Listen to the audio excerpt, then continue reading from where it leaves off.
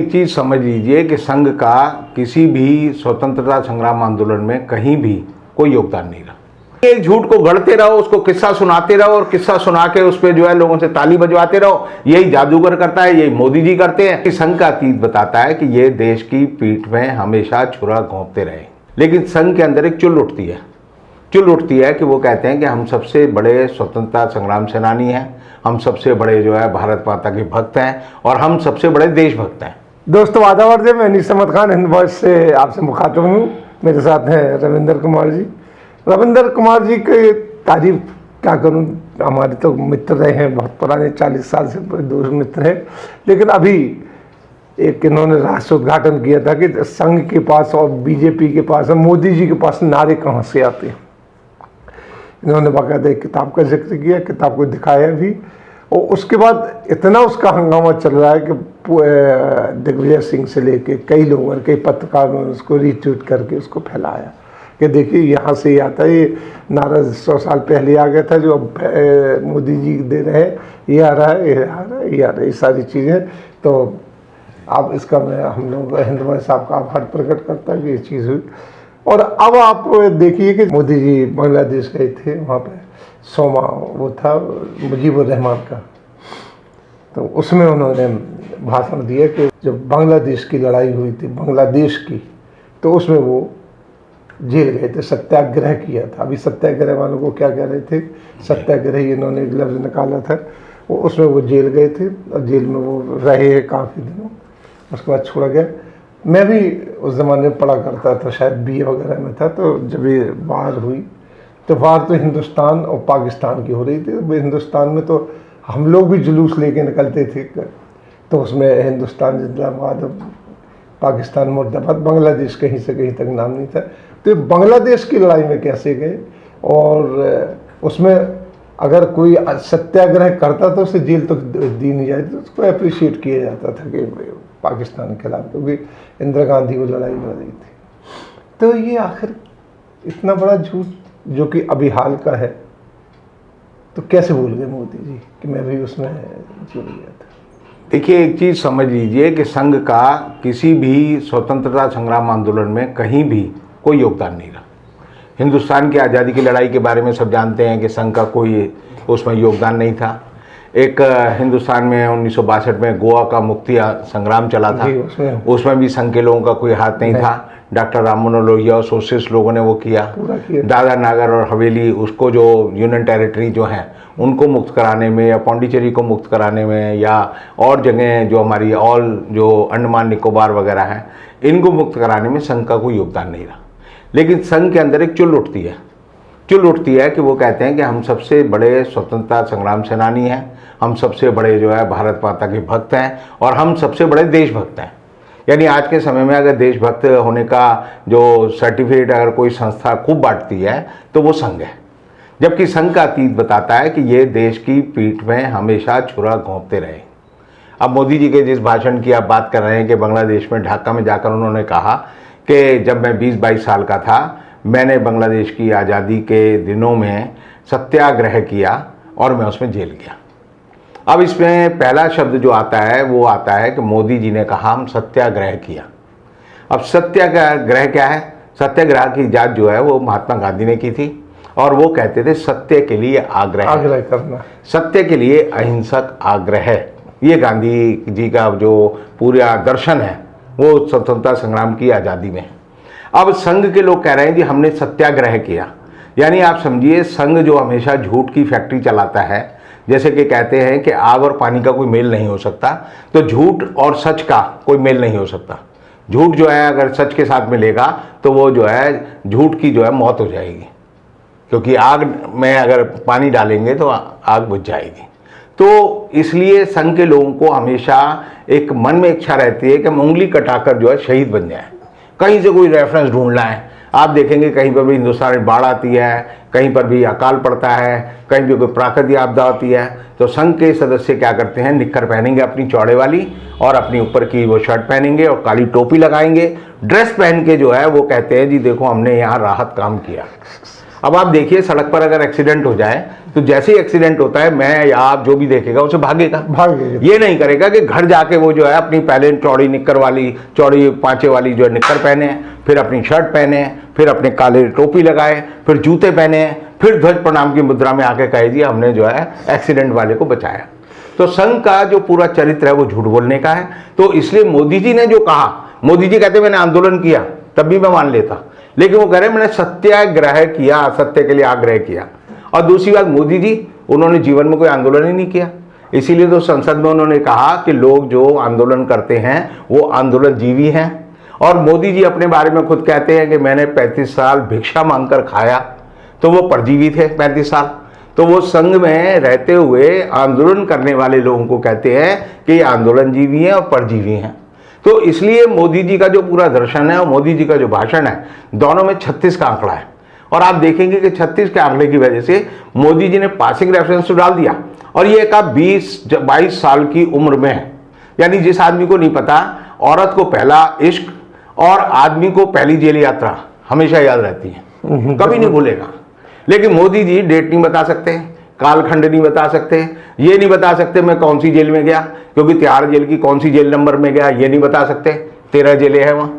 तो मोदी जी जेल नहीं गए, ये झूठ बोल रहे हैं। और दूसरी बात मैं कहूँगा, इस बात को संज्ञान अगर किसी को लेना है तो चुनाव आयोग को लेना चाहिए।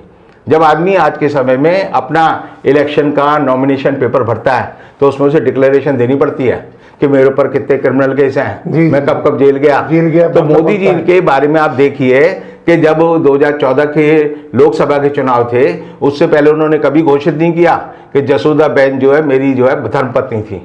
ये तो हम लोगों ने मामला उठाया कि जसोदा बहन से इनकी शादी हुई थी, तो इन्हें मजबूर होकर 2014 में अपने फॉर्म में भरना पड़ा कि मेरी स्पाउस यानी मेरी अर्धांगिनी का नाम जो है जसोदा बहन है, बाकी कह दिया मैं उसके बारे में कुछ नहीं जानता। दूसरा जो है, मोदी जी को अगर ये कहते हैं कि मैं सत्याग्रह में गिरफ्तार हुआ और जेल गया, तो उन्हें ये डिक्लेरेशन इलेक्शन कमीशन के फॉर्म में भरनी चाहिए। और इसलिए मैं कह सकता हूं कि इलेक्शन कमीशन को स्वतः संज्ञान लेकर जो है मोदी जी से सवाल करना चाहिए कि आप कब जेल गए, और अगर जेल गए तो आपने जो इलेक्शन का फॉर्म भरा है 2014 को तो नहीं कहूँगा, अब 2019 चल रहा है, तो 21 चल रहा है, तो 19 का जो फॉर्म भरा है उसमें आपने झूठी जानकारी दी है, तो आपका चुनाव क्यों ना रद्द कर दिया जाए। तो मोदी जी का चुनाव इसी बात पर रद्द होना चाहिए कि इन्होंने झूठ बोला। और ये झूठ जो है ऐसा झूठ है, लोग जो है आरटीआई लगा रहे हैं, लोग मालूम कर रहे हैं। अब मैंने 69 में जो दिल्ली पुलिस के आईजी होते थे, उस समय कमिश्नर प्रधानी थी, मैंने वो जिंदा है बाई चांस, तो मैंने उनसे पूछा कि भाई क्या हुआ उस समय, कभी आपने सुना कि भाई संघ के लोग को आपने जेल भेजा? तो उन्होंने कहा कि 1967 में तो कुछ लोग जेल गए थे, लेकिन बांग्लादेश का आंदोलन जो है, मुक्ति आंदोलन जो है, वो 71 दिसंबर से चला और 72 तक चला। तो ऐसी हालत में जो लड़ाई हमारा भारत पाकिस्तान का युद्ध हुआ, उसके बाद बांग्लादेश को भारत सरकार ने, इंदिरा गांधी ने मुक्ति वाहिनी को, वहाँ की सरकार को जब मान्यता दी, तब बांग्लादेश अस्तित्व में आया। तो सवाल ये आता है कि बांग्लादेश से लड़ कौन रहा था? बांग्लादेश की आज़ादी के लिए कौन सी सरकार थी जो विरोध कर रही थी? भारत सरकार उसके समर्थन में थी, इंदिरा गांधी उसके समर्थन में थी, कांग्रेस उसके समर्थन में थी। तो देश में अगर समर्थक सरकार के विरोध में आप आंदोलन चला रहे हैं और उसमें वो सरकार आपको जेल भेज रही है, तो ये पूरी बात समझ नहीं आ रही। ये तो ऐसे ही है कि दूल्हे को बुलाकर लड़की वाले पहले पीटे और फिर कहें अब तेरी शादी कर दें। वैसे ऐसे काम होते हैं। अभी मैंने पढ़ा था अखबार में कि दूल्हे को बुलाया, रात भर पीटा और सुबह उसके साथ शादी करके लड़की विदा कर दी। तो हो सकता है वो आदमी भी संगी रहा हो, क्योंकि ये लोग जो है उल्टे बांध बरेली के करने वाले हैं। इसी लड़ाई के लिए तो अटल बिहारी वाजपेयी इनके नेता है, और इंदिरा गांधी को दुर्गा कहा था। मैं वही तो कह रहा हूँ कि आप झूठ बोलो तो झूठ का कोई पाँव तो होना चाहिए। राय को तो पहाड़ बना सकते हो, लेकिन राय ही नहीं है तो पहाड़ कैसे बना रहे हो? मोदी जी बना सकते हैं, क्योंकि मोदी जी सक्षम है। और मैं हमेशा एक किस्सा सुनाता हूँ कि मोदी जी का जो सोच है वो जो है इतिहास को पढ़ते नहीं है, वो इतिहास गढ़ देते हैं। यानी कि 1942 में क्या हुआ, अगर मोदी जी आज सोचे तो आज बता देंगे कि लॉर्ड इरविन के साथ जो है मैं जो है चांदनी चौक में मूंगफली खा रहा था, तो लॉर्ड इरविन को मेरी झगड़ा हो गया, मैंने लॉर्ड इरविन को घूसा मार दिया, और लॉर्ड इरविन जो है उन्होंने अमेरिका वो इंग्लैंड में महारानी को बोला और उन्होंने कहा कि यहाँ से अपना बोरिया बिस्तर समेटो, मोदी जी आ गए हैं तो अब तुम देश में राज नहीं कर सकते। ये मेरा मानना है। तो ये संघ के लोग जो हैं ये इतिहास को बड़े अजीबो गरीब अंदाज में गढ़ते हैं। तो मुझे एक किस्सा याद आता है कि एक आदमी था, वो रेल में यात्रा कर रहा था, उसके पास जो है एक बक्सा था, बक्से में छोटे छोटे छोटे छेद थे। तो उन्होंने लाकर अपना बक्सा रखा, तो बगल में जो बैठे हुए थे उन्होंने पूछा, जैसे बातचीत करते हैं लोग वक्त काटने के लिए, बोले जनाब इसमें क्या है? तो वो आदमी बोला, जनाब इसमें जो है होलुलुलु है। अब उसने कहा होलुलु क्या होता है? उसने कहा जी एक जानवर होता है। अब उसकी जिज्ञासा जग गई, सब लोग सुनने लगे भाई होलुलु क्या होता है? तो उसने कहा कि होलुलु एक जानवर होता है। तो दूसरे ने कहा भाई खाता क्या ही है? बोले जी ये जो है ना सांप खाता है।